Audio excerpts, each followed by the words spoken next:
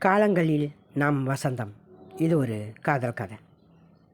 பூனையை அடித்து முடுக்கிறத விட மீனை மூடி வைக்கிறது நல்லதுன்னு அப்பத்தாக்காரி அடிக்கு ஒரு தரம் சொல்லுவாள். காலும் தோலும் தெரியாமல் மாதரா ட்ரெஸ்ஸை போட்டுக்கிட்டு காலேஜுக்கு போயிட்டு வா, அவன் பார்க்குறான் இவன் பார்க்குறான்னு ஏன் சொல்லணும்? தாய் சுந்தரியின் பேச்சு கசப்பாக இருந்தது சுமிக்கு. சுமி கல்லூரியில் முதலாம் ஆண்டு படிக்கும் மாணவி, அதிலும் கலைக்கல்லூரி மாணவி என்பதால் கலையாக உடை அணிந்து சிலையாக தெரிய வேண்டும் என்பதில் தினமும் கூடுதல் அக்கறை எடுத்துக்கொண்டு எறும்பு போல் தேடி வரும் மாணவர்களுக்கு மட்டுமில்லாமல் மாணவிகளுக்கும் சர்க்கரையாக தெரிந்தாள். ட்ரெஸ் பண்ணினா சுமியை போல் பண்ணணும். உலக அழகியே தோத்து போகிற அளவுக்கு புதுசாக தினுசாக போட்டுக்கிட்டு வராளே. சக மாணவிகளான தோழிகளே அதிசயமாக பார்த்து ஆச்சரியப்பட்டு போயினார். வாழ்க்கைங்கிறது ஒரு தடவை, அதை வாழ்ந்துட்டு போயிடணும். இளமை திரும்பவும் வராது. இந்த காலேஜுக்கு மறுபடியும் படிக்கவும் வர முடியாது. ஒவ்வொரு நாளும் நமக்கு இருக்கிறது போனஸ். நாளைக்கு இருப்போமா இல்லையான்னு யாருக்கு தெரியும் என்பாள் தத்துவமாக.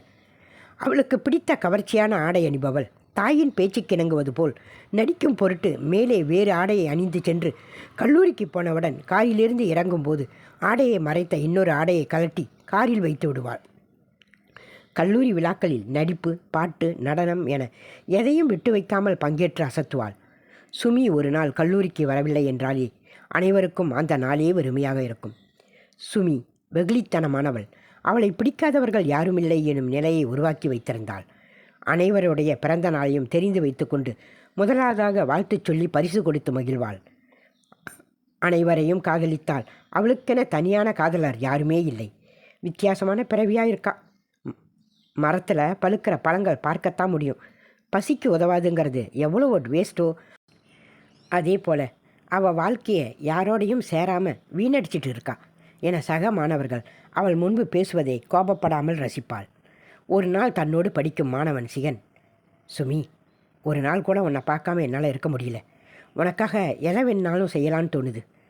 லவ், அது இதுன்னு சொல்ல தோணலை. நீ ஓகேன்னு சொல்லு, நம்ம கல்யாணம் பண்ணிக்கலாம் என கூறியதை கேட்டு சத்தமாக சிரித்து விட்டாள். இதை பாரு சிகன், ஆண் பெண் ஈர்ப்புங்கிறது இன்னைக்கு இல்லை, மனுஷன் தோன்றின காலத்திலருந்தே இருந்திருக்கு. இல்லைன்னா நானும் நீயும் இப்போ இங்கே நின்று பேசிக்கிட்டு இருக்க மாட்டோம். உன்னை மாதிரி ஸ்கூலில் இருந்து காலேஜ் வரைக்கும் குறைஞ்சது சுமார் 100 பேருக்கு மேலே என்கிட்ட வந்து நாம் கல்யாணம் பண்ணிக்கலாமான்னு கேட்டிருக்காங்க. நீ இன்னைக்கு கடைசி ஆளாக கேட்டிருக்க என சொன்னவள் கண்களில் வெளியான கண்ணீரை கைக்குட்டையால் துடைத்து கொண்டாள். அவங்கெல்லாம் இப்போ வேற ஒரு பெண்ணை காதலிச்சுக்கிட்டோ, படிக்கிறதுல மட்டும் கவனம் செலுத்திக்கிட்டோ, இல்லை ஏதாவது ஒரு தொழில் பண்ணி சம்பாதிச்சுக்கிட்டோ இருப்பாங்க. என்னோட முகமே கூட அவங்களுக்கு மறந்து போயிருக்கும். மோகம் 30 நாள், ஆசை 60 நாள்னு சொல்லுவாங்க. ஒரு பொண்ணு அழகாக இருந்தா அவளை பார்த்து கல்யாணம் பண்ணிக்கலாமான்னு தான் கேட்கணுமா? நமக்குள்ளே இருக்கிற திறமையை வெளியே கொண்டு வர அழகு முக்கியமில்லையே. அதை யார் கூட வேணும்னாலும் சேர்ந்து செய்யலாமே. ரமி, ரதி, கயா, காமியா, ஏன் மாயா, இவங்களெல்லாம் பார்த்தா கல்யாணம் பண்ணிக்கணும்னு உனக்கு தோணலையா? இப்படியெல்லாம் சுமி பேசுவாள் என எதிர்பார்க்காத சிகன் தலை குனிந்து பதில் பேசாமல் நின்றான். சுமியை பற்றி எவ்வளவோ கற்பனை செய்து வைத்திருந்ததெல்லாம், கவிதை எழுதி வைத்திருந்ததெல்லாம் வீணாகிவிட்டதே என நினைத்து கவலைப்பட்டான். நிகனின் அருகில் சென்று அவனது தோளில் தட்டி கொடுத்த சுமி, கவலைப்படாத, நீயும் ரொம்ப அழகாத்தான் இருக்க. நீ படிப்பை முடிச்சுட்டு வேலையில் சேர்ந்த உடனே என்னை விட அழகான பொண்ணு உனக்கு கிடைக்கத்தான் போகிறா. அப்போ என்னை மறக்காமல் இருந்தீங்கன்னா எனக்கு கால் பண்ணி சொல்லு. இல்லை, அது முடியாது, நீ நல்லா இருந்தீனாலே போதும் சொன்னவள் கண்களில் மீண்டும் கண்ணீர் துளி எட்டி பார்த்தது. அப்போது வந்த சக தோழியான மாயாவின் காரில் ஏறி சென்றாள். அடுத்த நாள் கல்லூரிக்கு யாருமே வரவில்லை. சுமியின் உயிரற்ற உடலை காண அவளது வீட்டின் முன் அனைவரும் கண்ணீருடன் குவிந்திருந்தனர். சுமி கடைசியாக எழுதியிருந்த வரிகள் அவளது உடல் மீது வைக்கப்பட்டிருந்தது. என்னை நேசித்த பெற்றோரான சாமிக்கும் நான் வாழ காரணமான பூமிக்கும் எனது மனதை, அழகை நேசித்த அனைவருக்கும் நன்றி.